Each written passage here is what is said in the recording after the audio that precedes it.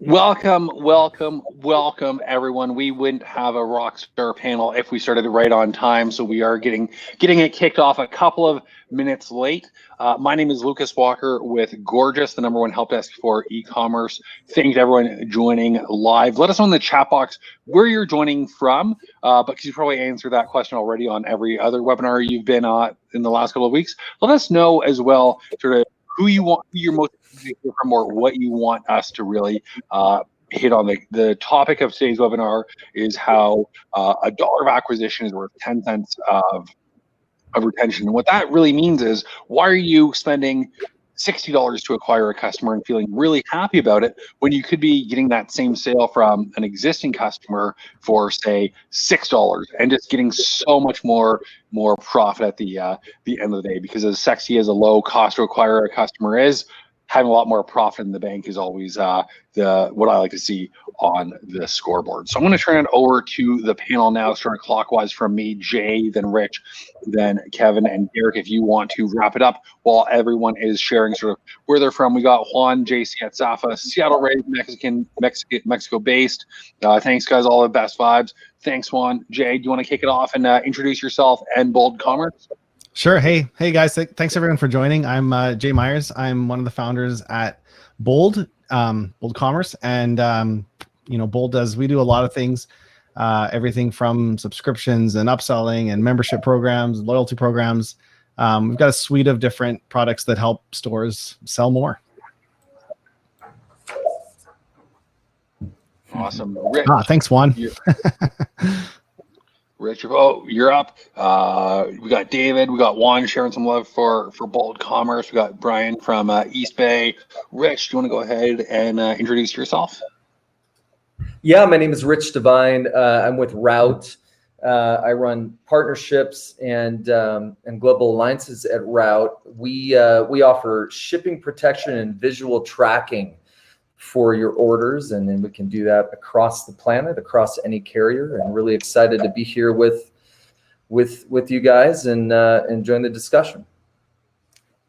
Awesome, thank you. And actually, Derek, do you want to go next? Sure. Derek Haney. I am the Chief E-commerce Technologist at ecommercetech.io. It's a made-up title that just means I help e-commerce teams, merchants understand the vast technology landscape, which includes all of your guys' tools, which I love.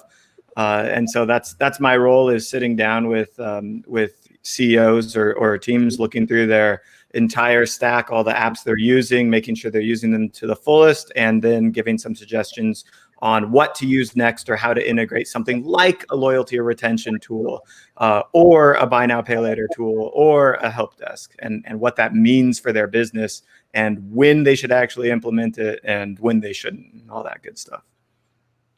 Awesome. And Kevin, you are up. Not Kevin Wild from the Bill Simmons era Half-Baked Ideas podcast, but Kevin Wild of Sizzle. Close second place. Yeah, it's great to be here. Thanks for the introduction. Yeah, so my name is Kevin Wild. I'm the head of e-commerce partnerships here at Sezzle. So Sezzle is an online payment platform that allows shoppers to pay for their orders through 4 small installment payments spread over 6 weeks, rather than paying the full amount at once. We're 100% free to shoppers. We don't charge interest, negatively affect credit scores, anything like that. Awesome.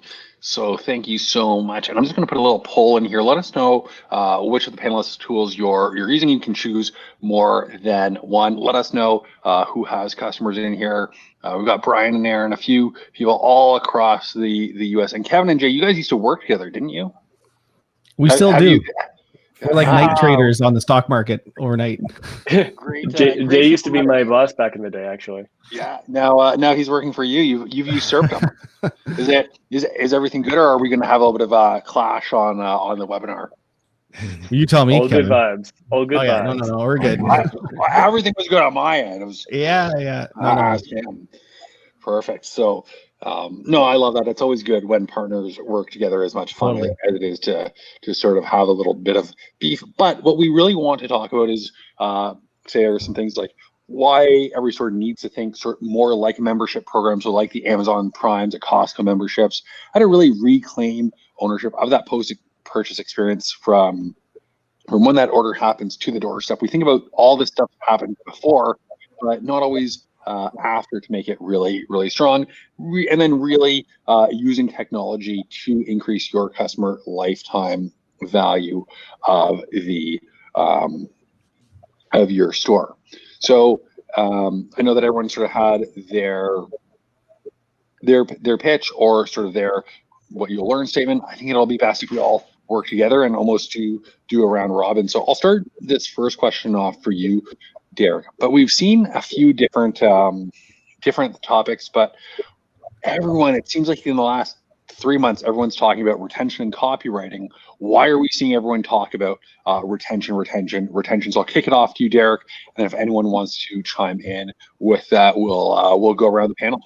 Yeah, and I think Jay can attest to the idea that retention has been a concept that's been around for a very long time, right? It exists. It's what I really think is interesting is that in SaaS you care a lot about retention. All the high valued SaaS tools have 0% churn, negative churn. They have really strong retention on their platform. Think about Facebook. It wouldn't be a multi-billion user platform if people didn't use it again tomorrow, right? And so retention is definitely a concept that's been around for a while. In e-commerce, though, because of the rise of e-commerce, maybe 10, 15, even 20 years ago, and the rise of drop shipping as well in the past, you were able to get away with kind of a market inefficiency where there was a huge opportunity for innovations in Facebook advertising and Google advertising. And so if you could just get the product into somebody's hand, you could acquire them for cheap and their lifetime value would be higher and therefore profit. Right. And when people are making money, they don't necessarily stop to optimize for additional profit. They're not looking for an additional advantage. They're just happy. Why would you? If I have a machine that gives me $100 every time I put $10 into it, I'm just like cranking in my $10 bills as much as I can and hopefully finding more of those machines. And then the question, and everyone's got a limited amount of time and resources, but with that machine, what people were just kind of blind to because they had a working business was that they could have put $10 in and got $150 out, right? Just they could have squeezed the juice a little bit better if they had spent more time thinking about how to keep customers happy, and how to sell again to them over and over. Now, that being said, I would even argue that another reason people didn't focus on retention in the past was that they didn't really care about the product experience. They cared about the transaction. And so now we see with increase in market efficiency, right? We're seeing more competitors in more markets, and it's easier to enter into e-commerce than ever before, thanks to all of your guys' tools. We know that the competition is fierce. Facebook ads, aside from COVID ad prices fluctuating a lot, it's reached an equilibrium, and same with Google, which means we're in red ocean territory. And as you move to red ocean, you're forced to look at more opportunities to improve margin, improve profitability. And that's why people are now turning towards retention, even though they should have been focused on a long time ago because it could have made them money a lot sooner. Awesome. So I'll just kick it off to the panel, either Jay, Rich, or Kevin. What do you have to add to that? So really, why are brands shifting to retention now? Yeah, I'd love to hop in there. Actually, I think there's two things going on. Number one, that we have to recognize the big elephant in the room, which is Amazon. I think over the last decade, Amazon has set a standard for an area that was really blue ocean and underserved by traditional retailers and e-commerce brands. And it's really a problem of ownership. Amazon said no one's really owning post-purchase, because as a retailer and e-commerce brand, we concede ownership to a carrier, someone that's shipping it. And if something goes wrong, that's not our problem. That's UPS problem or USPS problem. But Amazon said, no, we're going to take responsibility for that. And kind of collectively, as a collective base of consumers, we've all become inured and used to that as a standard. And whether we like it or not, as e-commerce brands, we have to live in a world where that standard is being imposed upon us. And it's a problem of ownership. And we now have to accept ownership for what happens after an order has been submitted and that button has been clicked, and what happens between that moment and when stuff arrives in my hands. And that's the challenge we face collectively. Yeah, and absolutely. I mean, Amazon's got a bit of sort of an advantage that they kind of pass the buck of that on to their sellers in the same way that Costco can, offer a return 2 years later, but the vendor who sells the product is the one that has to replace it. So Amazon set that bar on the backs of their merchants, which in some ways is not really fair, but that is nonetheless what the bar is. It is, and it's set customer expectations as well. The number one ticket request for customer support is, hey, where's my order? And Amazon's trained our internal clocks. Most people can't count, don't have a feeling for 10 minutes in their head, but we all have that internal clock of, my order should really be here by now. Where is it? What's going on? Because we've been trained by Amazon to get things next day or within 2 to 3 days of it. Yeah, not to mention, I think they've also set the expectation for free shipping on all orders, which is obviously something that's pretty much become the industry norm in e-commerce these days. It is, and it's billions of dollars on that, but they can afford to, and it sets us, as Jay said, it's not a fair standard, but we have to live by it. That's the one with the gold makes the rules, unfortunately, and Amazon's got the e-commerce crown for the time being. So here's a question for the panel, actually. Or go ahead, Rich. Finish up, and then I have a question. I was just going to say, do we think that there will ever be another Dollar Shave Club or almost an overnight brand that can get so big so quickly, or because it's so easy for anyone to spin up, are we going to see more of the regionalized versions where somebody starts the first fancy sock company, and then now everyone can spin it off and find suppliers and get up and running so quickly? Do we think that we will see another organically grown multi-billion-dollar e-commerce brand kick off like we saw with Dollar Shave Club? I think yes, and I think you're going to see a lot of them. I think I mean, we're in the subscription space, which is what Dollar Shave Club was. What the valuation they got was what software SaaS companies got. I mean, at the time that they sold to $1 billion to Unilever, they were doing around 100 million a year, and they sold for $1 billion. So they got a 10x multiple on top line revenue, and that's just like unheard of. Usually for e-commerce, it's usually a multiple of EBITDA, which is like earnings before interest, taxes, dividends, and we don't know. Basically, like what's earnings left before over. interest, Taxes, and what's the other one? Deferred. Anyways, it's like the portion left over after all your expenses, and then it'll be a 2 to 3 times multiple on that. So if you did $1 million a year and your EBITDA was 20%, you have a company worth roughly 600 grand. But that subscription company, anyways, was worth 10x top line revenue. I think the thing that the Dollar Shave Club got right, that these big brands like have a hard time emulating, is if you take a step back, like at the end of the day, what you're really selling is you're selling a relationship, and they built a brand, and like the word brand is overused, but it is so important because what you're selling, you have to get out of your head that you're selling a product. You're not selling a product. Like it was a razor. It's a dinky little razor.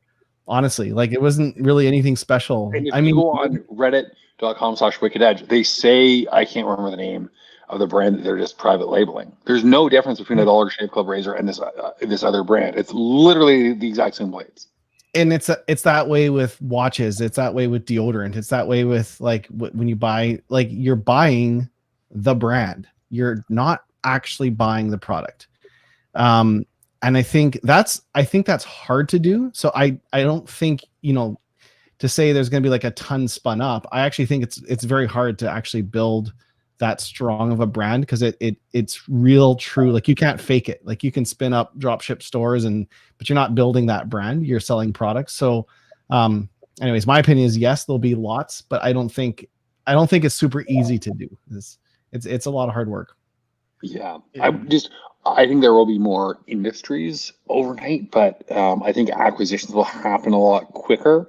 And I think that like sunglasses, for example, if there was boxes, it's just because the business model is so proven now, I think it'll take someone to really break through and have a totally another business model. And I just dropped another poll in the chat. What does the D in EBITDA stand for? Is it debt, defunct, or depreciation? So go ahead, let us know what you think it is, and we will reveal the answer at the end of the end of the episode.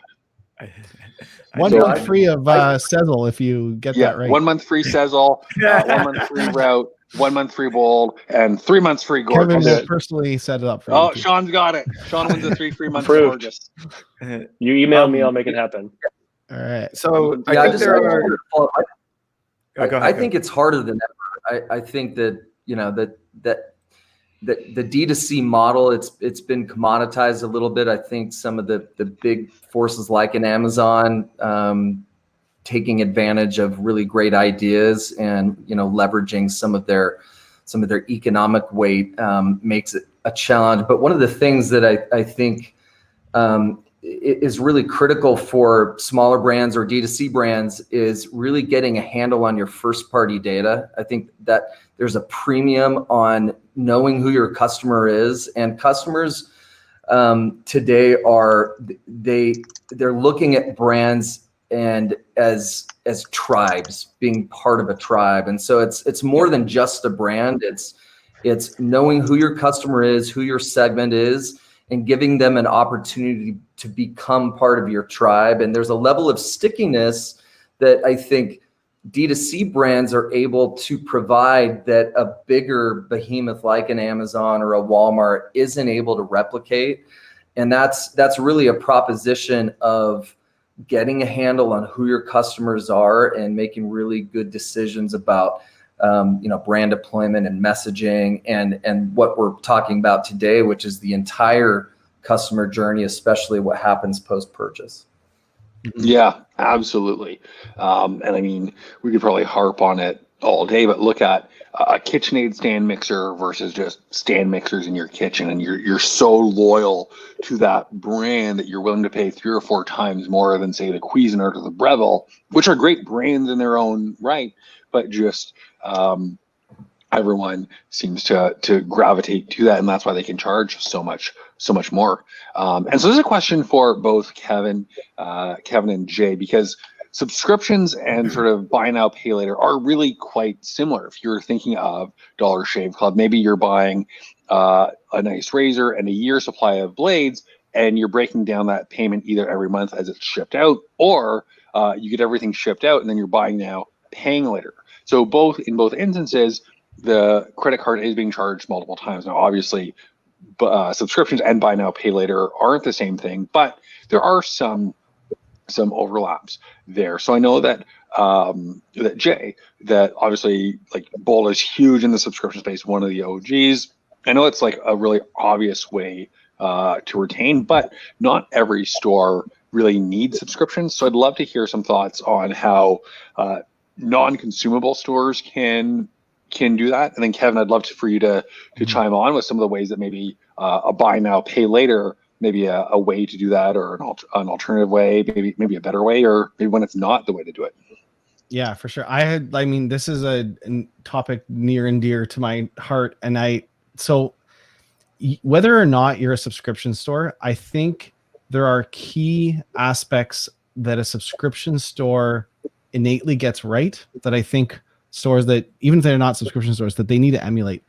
The biggest thing, and we're talking about it a little bit, but subscription stores by their nature are really good at selling their brand. And the reason why they have to do that is because when you subscribe to something, it's a much bigger investment. You're saying, I want this product and I want it every month.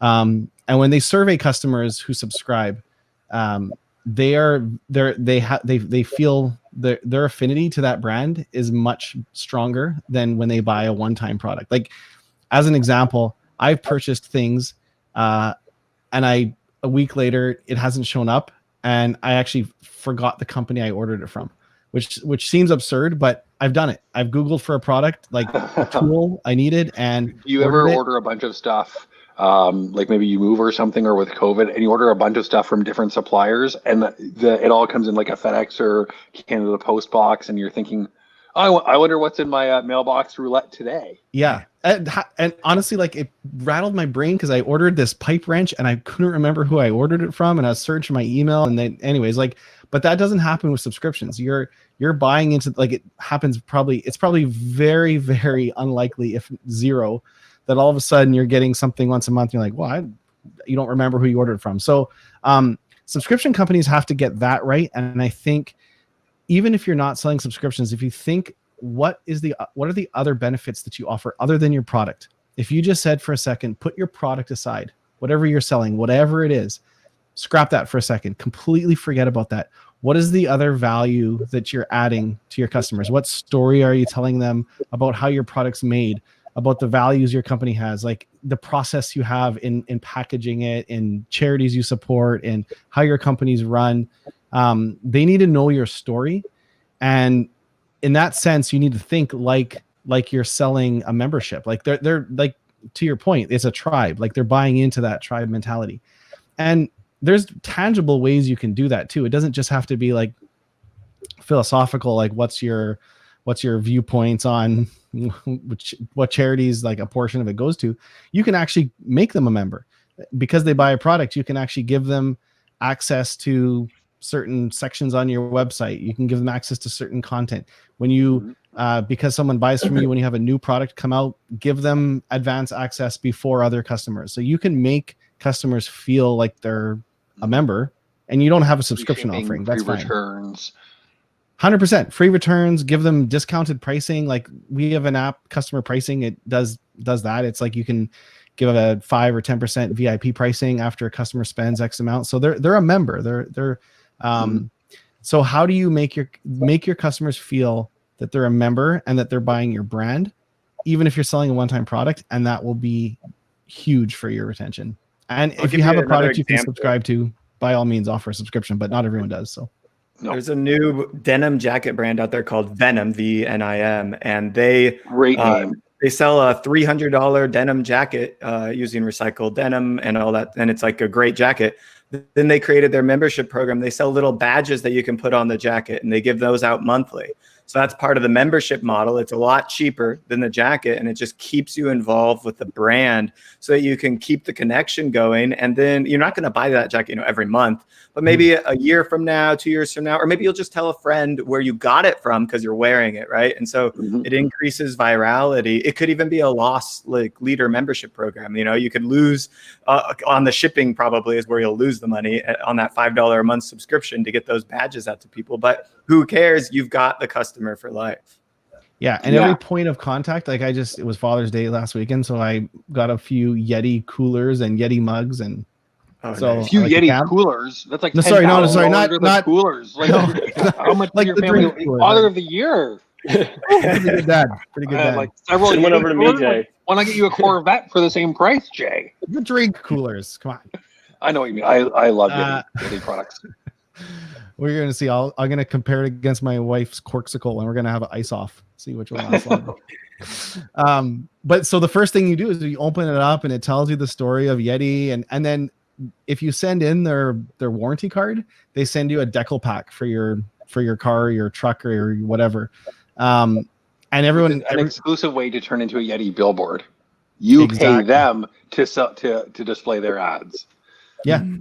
And I don't think I've actually ever seen a commercial for Yeti, but I know everyone knows about it, right? That's a great example of a brand. Well, and it's like the CEO of Red Bull, when they said, CEO of Red Bull, why are you charging twice as much than Coca-Cola for less product? And he goes, well, if I charge the same price, how would anyone know that it's better?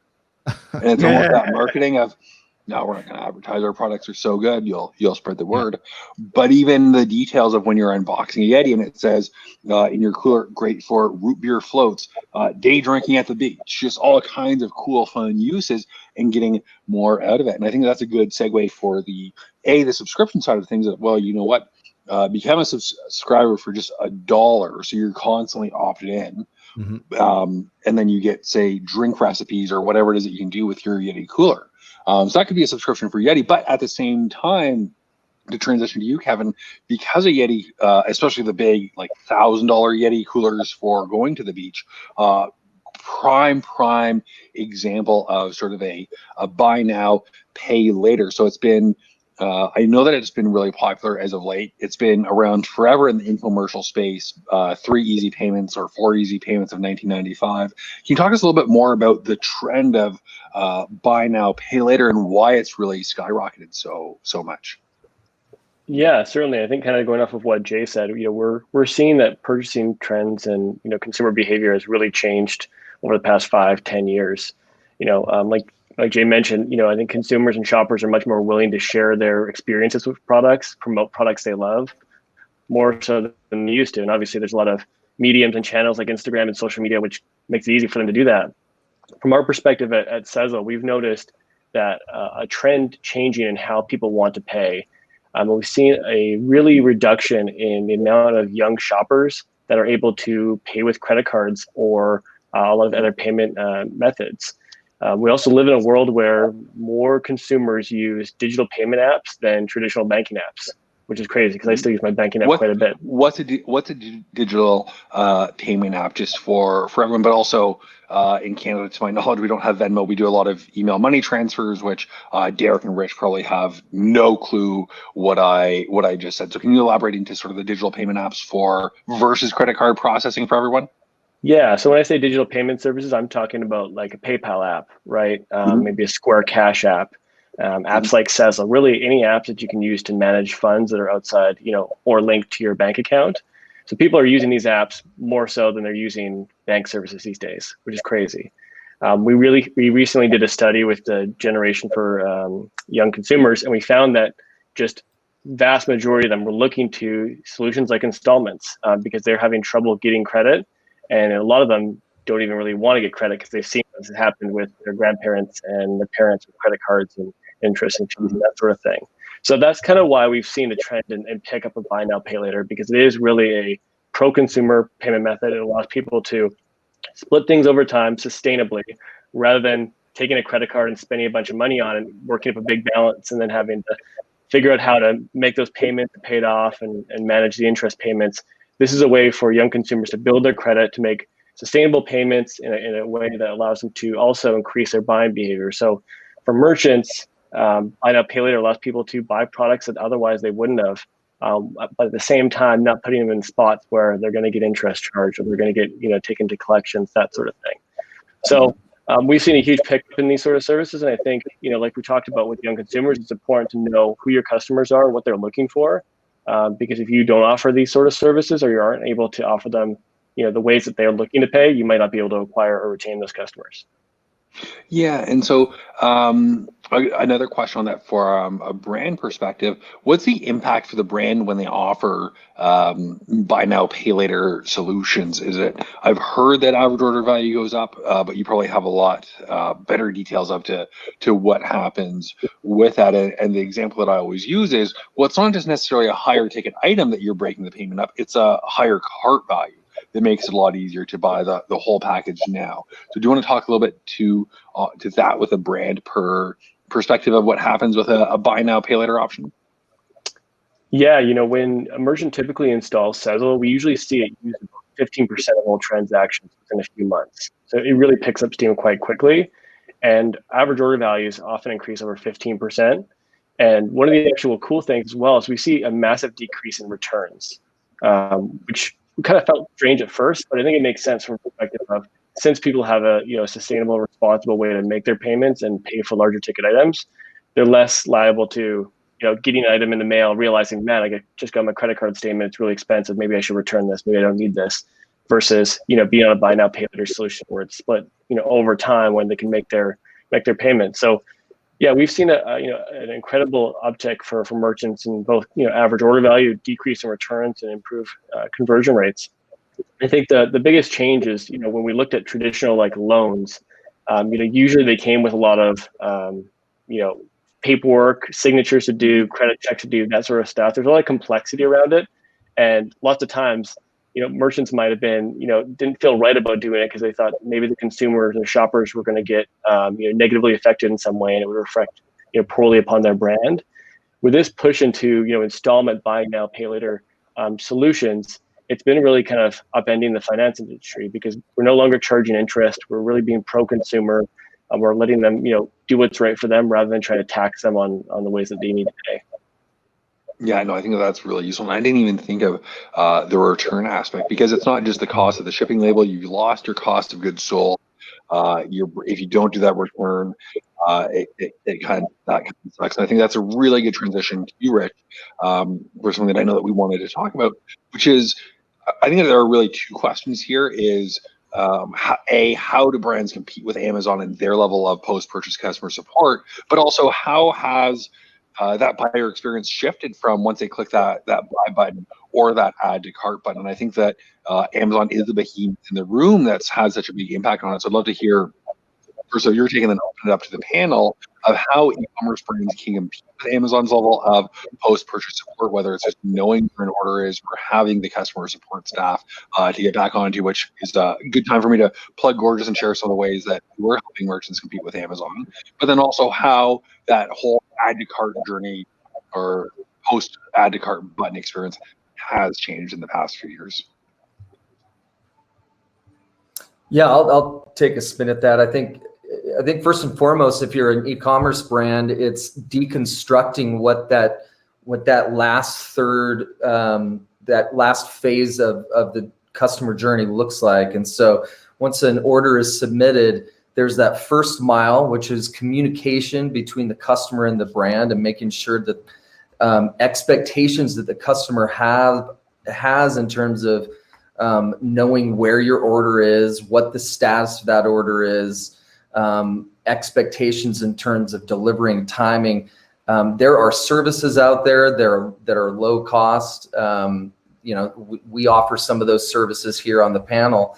And then continuing on to that kind of final third and the last mile. And so, at Route, that's one of the things that we're really interested in trying to provide a solution for. We offer shipping protection.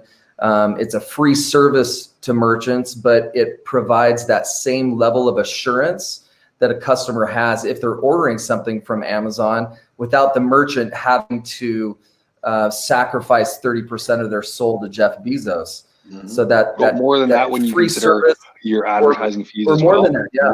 It's more than 30%, my friend.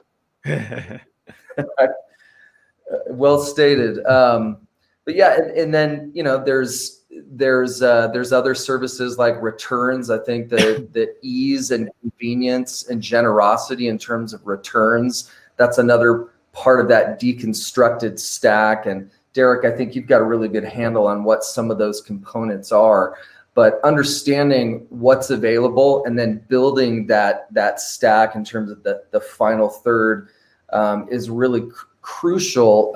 And again, it's about meeting customer expectations. If you consider that 94% of customers will blame the retailer if something goes wrong with their shipment, whether it was the retailer's fault. I've just given money to that retailer for a good or service.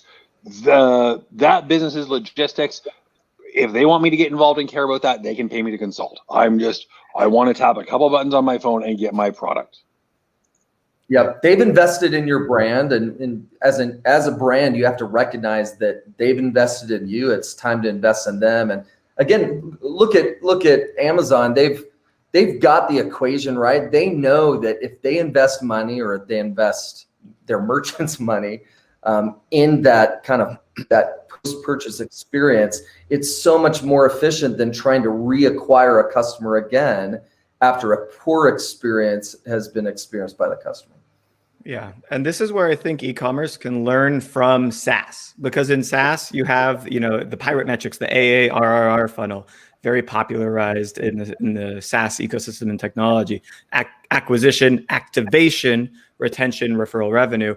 Activation is this phase that brings people into retention. And when you sell the product, what is going on in the customer's mind is they're actually taking a leap of faith and giving out their money in exchange for the promise that they'll get value later. And from that moment until the moment they receive the value, you have this opportunity to kind of nurture them into the value they're about to receive. And then you should also, by the way, double check and make sure they receive that value. And so this whole activation process, which Route definitely helps with a lot, like it's tracking the order, it's activating in maybe a loyalty tool in the back end dashboard, it's posting to social media when I get the product, giving feedback or a review, any customer service inquiries that I may have with the team to make sure that I know how to use it right. That little insert card for Yeti, which is really simply just saying, you might not know all the ways you can use this product. Let me help you so that you get more value from it. And in that way, I don't think about it as the last third. I think activation is the first step in building the customer relationship. Acquisition got you trust and a little bit of money, but activation sends you on the path to retention, which gets you the customer for life, which is the only way we're going to win. Preach, yeah, Derek. it's an interesting. Yeah, preach. Yeah, it's an interesting. If we were on a stage and not socially distant, we wouldn't be talking right now because there would be hugging you right here. Like, well said, thanks, said. Virtual hug. I learned pile something on there. Derek. You know what? It's interesting. Go ahead. If you consider all of the dollars that are spent across the customer journey, what percentage of your overall annual budget is spent in acquisition or point of purchase on your site compared to what happens after? And there's some skew there in terms of ROI. Well, think about it too. They just released it, but how many brands? If you were to go and look in your Google Analytics, other than a product page, I bet your About Us page is really, really high up there. Maybe some sort of policy page and a 404 page. And how many brands are using those places to hit home the message, or even that post-purchase email? Everybody checks that order confirmation email. They go in to check their shipping status. Why not have some sort of a call to action there, even if it's not even that's off, but hey, join our loyalty program, join our community, do something with that valuable real estate. And the answer is not nearly enough because everyone is so focused on just getting people to hit that buy button or that add to cart button. And I know that we went on a couple of different directions there. Rich, do you have anything else to add there to how that customer journey has changed post hitting that add to cart button? Because I think that's almost the demarcation point. It isn't purchase, it's sort of the pre-add to cart button and then post add to cart button. So was there anything else that you wanted to add into that before we jump to another topic here? Yeah, no, I mean, I think there. That's the point. There's a couple of moments that I think we think are important as a merchant, but there's the moment where they buy, and so that real estate's really valuable. You know, Sezzle, you're trying to have a position there in that kind of cart and checkout real estate. We are as well. We want customers to have an opportunity to protect their shipment from loss, theft, and damage. But then there's that moment when they get the stuff in their hand, and I would argue or debate that may be the most important moment across the customer journey is when they get it and they have an opportunity to experience a dopamine rush and have the thrill of that engagement with the brand. And so what do we do with that moment? Is there a moment of engagement? And that's something that we're trying to explore, not just on the protection side, but offering the free Route visual tracking app so that we know where your stuff is, where it is along the course of a journey or a shipment in terms of being able to visually track that, but also when it's received, and then giving that a degree of intelligence to brands so that they can assert a relationship and not just concede ownership to FedEx or UPS or any of the other carriers. I would add, because I like Route a lot, that return process that you have that's like 5 steps, really easy to click through. That streamlines that experience so much more, so much better than sending an email to a contact at address, waiting a day. Sorry for Gorgias, but if we can avoid sending the ticket in the first place, it's way faster and better. Oh, absolutely. But you know what? That's what we're all about, is the worst case scenario. for a customer, or I shouldn't say worst case, but a horrible scenario for customers. I order something, my internal clock that Amazon's trained me to do says my order should be here. I contact that brand, and either they're inundated, they don't care about support, it's the weekend for whatever reason. I don't hear back from them in a short period of time, and then the product arrives, and then I get a response. Well, checking into it, it looks like your product has already arrived. If you can be proactive about that and show them where their product is through the Route app or any other or another method, but I mean, Route, you guys do a phenomenal job of it. Why would you not do that and just have that better experience for your customer? I think that contacting customer support when you talk about what a customer enjoys about that brand relationship, that's not going to be on a top 10 list of things that they want to do because it's so reactive. Good point. Yeah, it's this interesting idea of friction. Traditionally, brands have intentionally tried to create friction to avoid cost, right? And now that we're trying to shift things a little bit where we want to eliminate friction, which is the whole idea of a one-click claims process. Can't find my order was stolen. One click, we replace or reorder the product, just like Amazon does. And again, you have to give credit to them for understanding and flipping a dynamic that had become normalized in the e-commerce space, where brands were trying to create friction as a way to save on cost. Absolutely. I think something Derek, I since noticed during just during the time when Amazon had that whatever they call it, like pushback on non-essential products, so that for a brief period, like anything that wasn't an essential product, it would take a month to get. But also if you were selling hats or sunglasses, you couldn't restock your inventory in Amazon. They were actually stopping you from being able to send more inventory. So whatever you had in stock, that was in. Your customers weren't getting prime shipping. It was just a major hassle if you weren't selling gloves, masks, or hand sanitizer for that.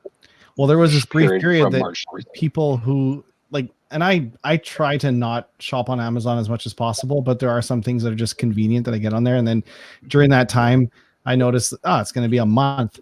So I actually, in the last 2 months, I don't think I bought anything on Amazon. It's been every other store, but it's actually blown me away how little right a lot of stores get the operational aspects that everything from the way the box comes poorly taped. One email order confirmation and that's it. And Derek, you were bang on, from a software standpoint, you onboard a customer. There's a whole series of emails.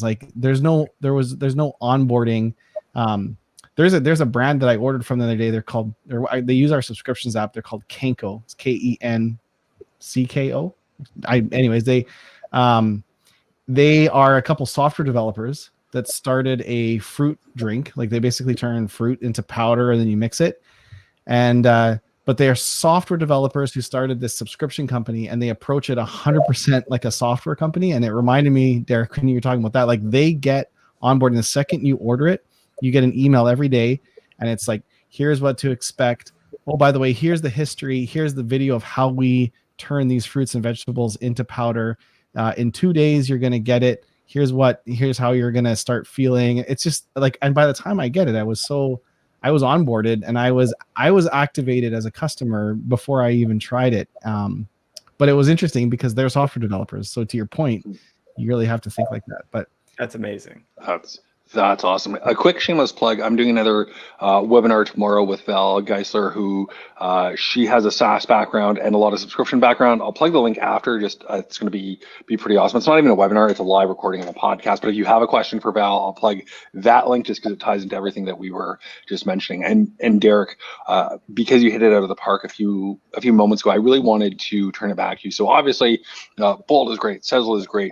Route is great. And Gorgias is great. What are some other tools that merchants may not be aware of that they should be using that maybe just weren't even available to them that can really help with retention? So I don't know if maybe top 3 tools, Derek, and then we can all share a tool in the Shopify ecosystem that we really like. Let us know. And I also dropped another poll in just for fun because I know I try to avoid Amazon as well, and it's interesting being in the e-commerce ecosystem. Let us know if you do try to avoid Amazon because they're evil, or if you love them. So Derek, if you want to get started on we haven't talked about Bold tools. loyalty at all yet. That's definitely because we're talking about retention and loyalty. So we need some form of a loyalty tool.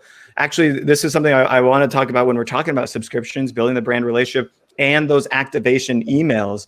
Something that people should be doing today is collecting more data on their customers. And you can do this with brief micro surveys that are either on your website or in an email. And that email can actually map to basically a field in your CRM. And that can trigger all sorts of different personalizations, customizations, and flows for them. I was talking with a lingerie brand, and I was, looking at the site and like, okay, this is a women's lingerie, like pretty clear. And then the CEO says 70% of our buyers are men buying for their wives or significant others. And I'm like, oh, then you need to know if this is a male shopper or a female shopper right away, because they're going to have vastly different problems.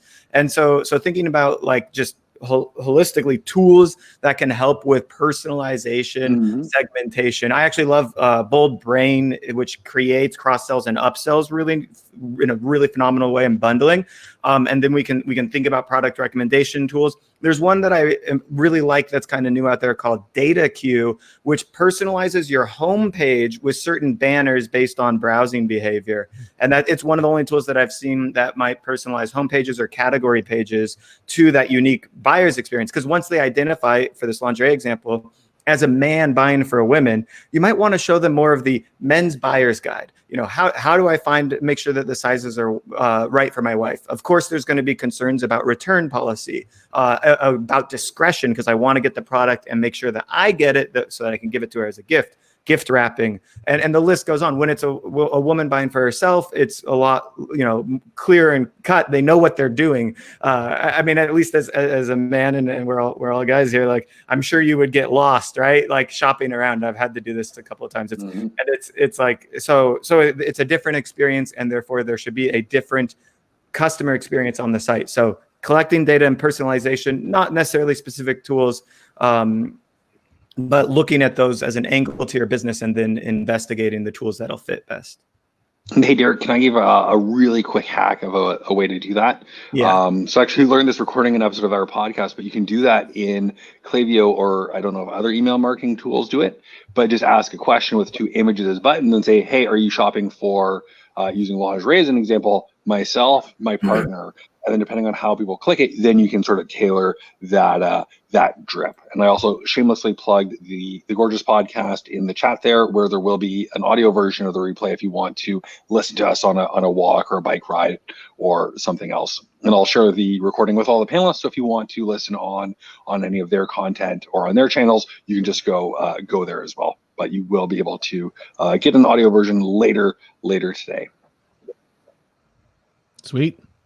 I love that hack, and it's just a click. Yeah, that is a good hack. Very straightforward. It's one or the other, and I bet you it increases conversion rate to email as well. So put that as step 1. I'm shopping for myself. Oh, here's a 10% discount code. I'm shopping for somebody else. Oh, here's a 10% discount code. It can be the same step.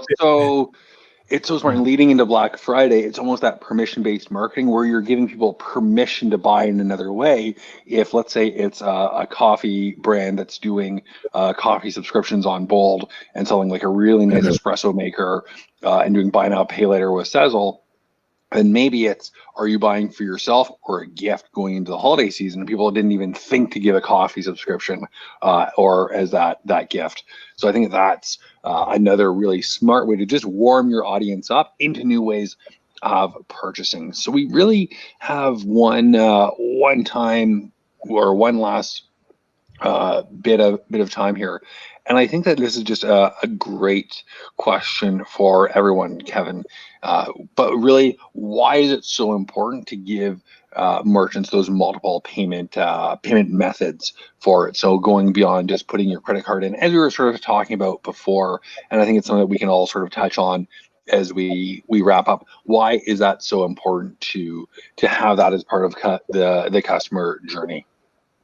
I mean, I think and a question from David as well, maybe for you, Derek. What are some of the best apps for micro surveys on Shopify? Yeah, I mean, in terms of payment methods, I think obviously consumer buying behavior is changing a lot, and through COVID and what's happened this past few months, it's changed dramatically, right? And I think from just a straight up technology perspective, if you're not consistently evaluating technologies, and this is kind of what Amazon does really well, obviously they're always testing and trying new things out. If you're not doing that, you might be missing out on a lot of customer acquisition or retention. I think when e-commerce first started, a lot of people kind of expressed concern about giving their credit card information to so many merchants, right? And people didn't feel comfortable shopping online. And from that, PayPal was born. And in the beginning, if you didn't adopt PayPal, you probably lost out on a lot of customers. And now, something like PayPal is, and I'm a merchant myself. And when we were first going, I emailed all my abandoned carts manually. And this is back in 2014, and it was a side hustle, so I was putting in probably more elbow grease than I needed to. But a lot of people were saying, "Oh, because you don't have PayPal, I don't trust credit card processing." And that wasn't that long ago. So that was very recent. So that's absolutely a big reason that customers want to pay the way that they're paying. And I think that goes into sort of just different options as we wrap it up. Jay, maybe going into sort of different offerings for your customers, and Rich, different offerings for shipping, and Derek, just different offerings in general. Obviously at Gorgias, it's how your customers want to communicate with you. If you're advertising on Instagram and not replying to your ad comments, or getting customers to opt into SMS and you're just trying to just jelly your advertisements down their throat, if you don't respond to their questions and don't help them out, they're not going to respond on that channel. So I think that from a support standpoint, it's important to really offer your customers that choice to contact you where they want to contact you and be from. And I think that as we wrap up here, giving customers choices, Kevin, I'll let you finish. I cut you off just a little bit there on that, and then maybe we'll go Rich, Jay, and Derek for a couple of minutes to just talk about customer choices and options, and how your tools can benefit there. Yeah, no problem at all, Lucas. Yeah, I think, like I was saying, I think you just have to, monitor consumer behavior and consistently implement new technologies and A/B test and test them out. And, to kind of finish off what I was saying there with, obviously PayPal is an example of that. And I think Sezzle is becoming a payment, very similar to that, where a lot of young consumers can't get credit cards and can't get approved for credit. So they're going to shops realizing that credit cards, the only way for them to pay, and aren't able to make that purchase. So at Sezzle, we're allowing people who can't get credit, who can't get approved, giving them access to a financing tool without any fees in a way that's going to help them build credit long term. Awesome. Yeah, I think it's a great time. It's an interesting time for e-commerce brands because of the rising power of the platforms like Shopify and BigCommerce and Woo, really giving choice to merchants to be able to try, install, be really nimble with services. I'm really excited about something that Jay has, which is Bold Cashier, which is a checkout option that's available on Shopify. We've got a partnership with them. We're able to deploy Route in 5 to 7 minutes on Shopify or some of the other platforms, and excited to see what that looks like in combination with Bold's Cashier app. And I think that's just an example of, again, the agility that merchants are able to kind of install and implement new and interesting services and find that right stack for them that, again, doesn't just service the acquisition phase of a customer journey, but looks at the entire customer journey, point of purchase, and of course post purchase. Absolutely. And I think that something that you just hit on is something that we as e-commerce professionals just take for granted far too often, is that you can have two apps made by different companies on the platform integrated in less than 10 minutes pretty seamlessly for the end consumer. If you think about to deploy software like that, even 10 years ago, just night and day, just really, really fortunate. So I know that was a great answer, Rich. Jay, do you have anything to add on to that, giving customers those choices? Maybe it's the choice of which upsell product they want to take, or anything like that with some of the products that Bold offers, whether it's Bold Brain or anything on your end to really drive more retention for that customer experience. If it's specifically around retention, I think the three that I would highlight are customer pricing, Bold loyalties and Bold memberships. The three. So the first one's also called Bold customer pricing. But essentially, those three apps, customer pricing, what it allows you to do is offer basically custom pricing based off how customers shop. So if they buy one time, you can lock them in at a different price level. If they spend X amount, you can lock them at a different price label. If you apply any tag to a customer, it can put them in at different prices. So a tag can be applied because they bought a certain product. So you can actually sell a product that is called a membership, or move a product that is slow moving. Maybe you have that expensive espresso machine. So when you buy that, you also get tagged as VIP, and now you're going to get 10% off for the rest of the year or forever, or however you want to set it. That's like a really simple thing that I know I shop online, and whenever I buy something and I unlock a little bit of better pricing, I always go back there. And I feel like it feels so nice. It's like that old school. You go to a diner or something, and they give you a free salad or something, and they throw it in, and it's like it makes you feel so good. Or I think I've said this on a bunch of webinars. I remember I was a kid, and my dad was buying some meat from the butcher shop, and the guy just handed like a butcher thing and just said "Merry Christmas," and there were just like 6 pepperettes in it or something. Yeah, and it's just that kind of experience of, you know what, is that customer loyalty. Just as a consumer, knowing that new customers are getting a better deal never feels good. But when you proactively say, hey, thanks so much for being a customer, I'm going to give you friends and family pricing or VIP pricing, it makes you feel good and have that stronger attachment to the brand. And there's 2 really good benefits about it too. One is like, if you got to always think about your CAC, your customer acquisition cost. There's a cost to getting, it might cost you 15 or 20% of that initial order to get that customer. And so depending on your revenue model, if you're able to then now only give 10% off on future orders, you don't have to pay that CAC again.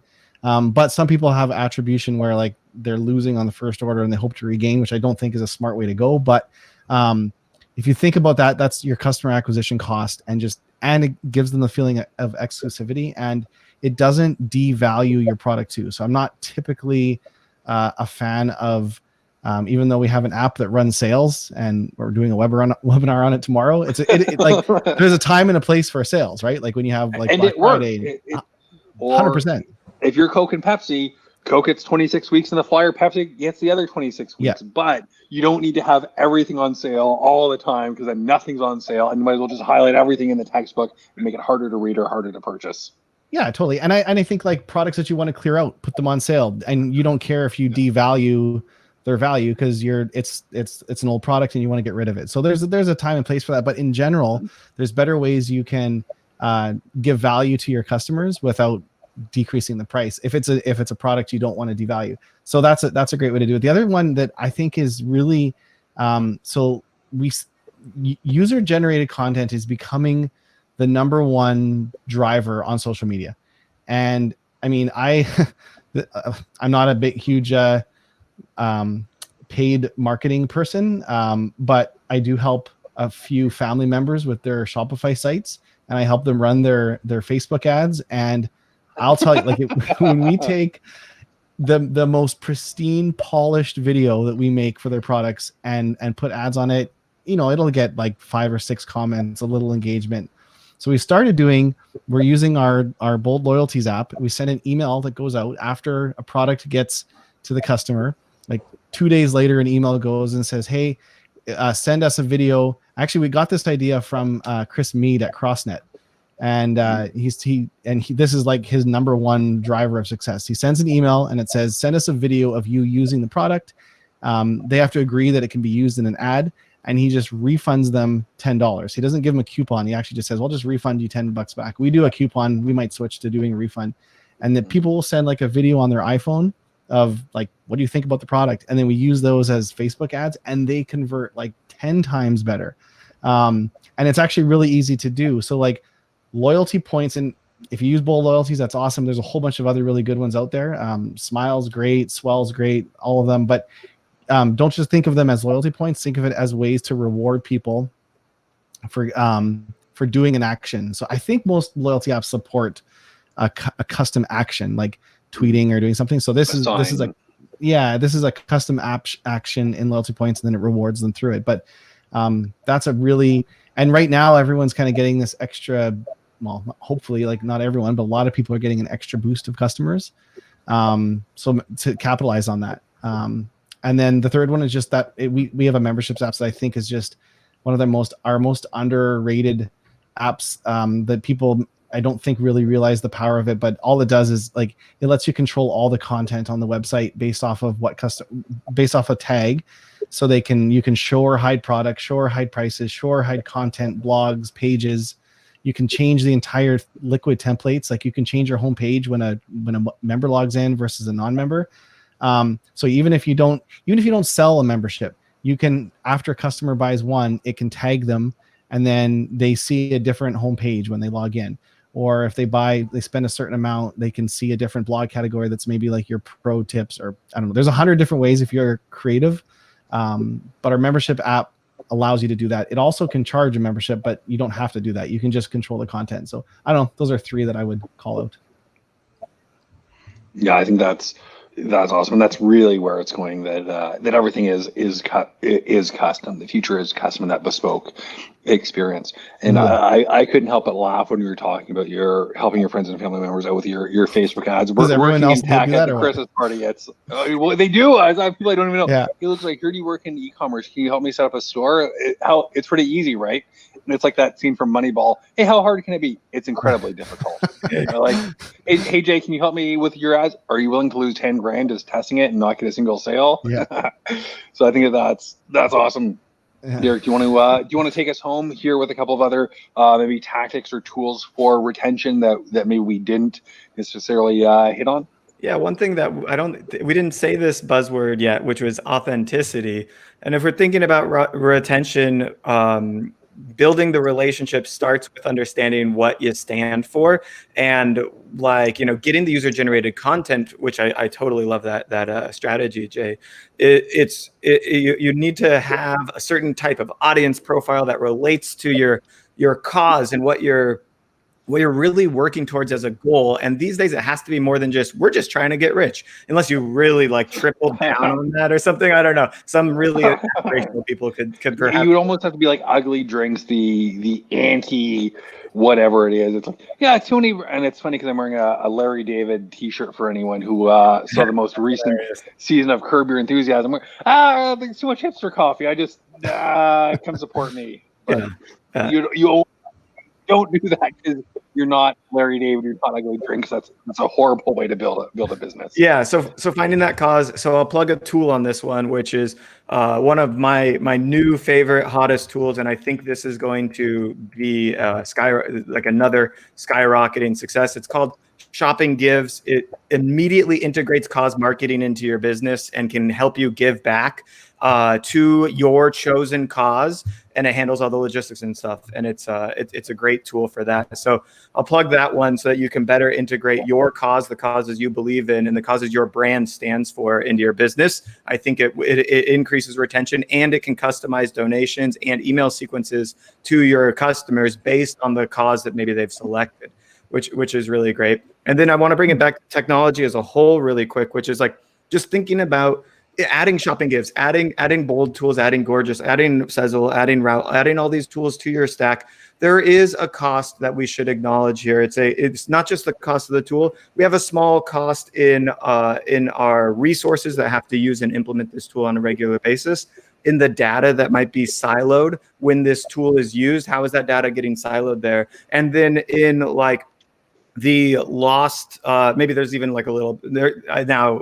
Most tools, all of your tools I know do not affect page speed load time, but they affect what we call technical debt in some form or way. It's just there's something being clogged or lost in some cases, and so we want to acknowledge these costs when we implement a tool, because ROI is the goal, and we can see that with each tool pretty clearly, or at least you should have a good understanding of it.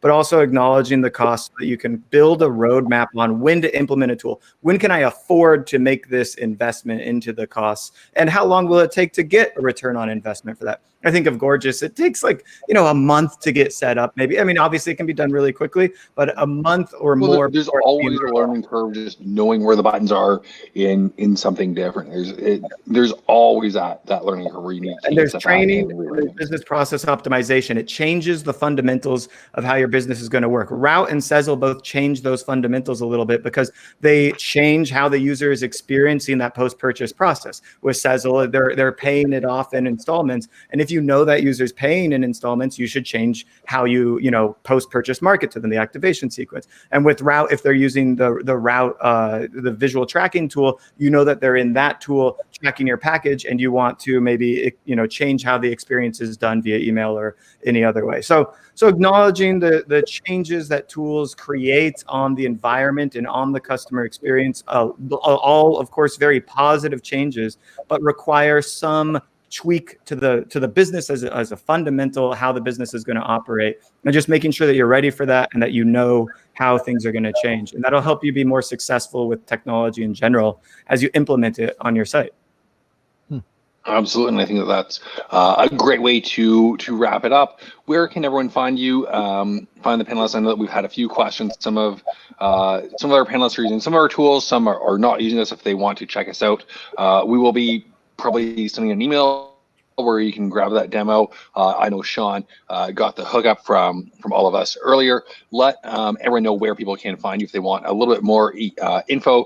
Maybe just everyone put a URL or something in the chat box there, and keep an eye out for our follow-up as well.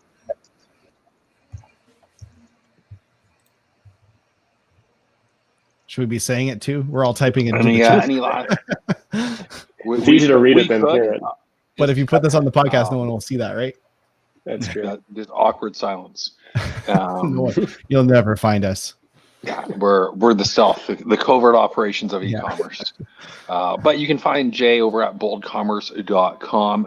You can find Kevin over at Sezzle. That's SEZZLE.com, or Z for our listeners south of the border. Kevin.wild@sezzle.com. You can find Rich at root.com, or route depending on your pronunciation, and myself, Lucas, at Gorgias. We do have one quick question here, or a comment from Aaron. We're currently focusing on the unboxing experience and personal service. I receive all contact from customers and reply personally. Love all of your ideas. Will definitely help us grow. By the way, I'm close to 60 years old and I had to look at most of the jargon you used in the beginning. Awesome to hear, Aaron. And I apologize for using too much technical jargon. I'll take the blame on that one. Yeah. By the way, Aaron is the Dollar Shave Club for women. I think, right, Aaron? Oh, cool. That's what it was, essentially, which I think there's a big niche market there. So I love it. Oh, absolutely. Smart. Really cool. One thing says, great points, keep killing it, and congrats. Awesome. Thank you. Thank you so much. If you did find it valuable, I know I always appreciate people downloading our content, share the podcast with them so that they can hear it as well, and really appreciate it. I'm going to hit the end webinar button now, unless anyone has anything else they want to wrap it up with. Thanks for having me. Perfect. Good to be here. Awesome. Thanks, everyone. Take care. Bye.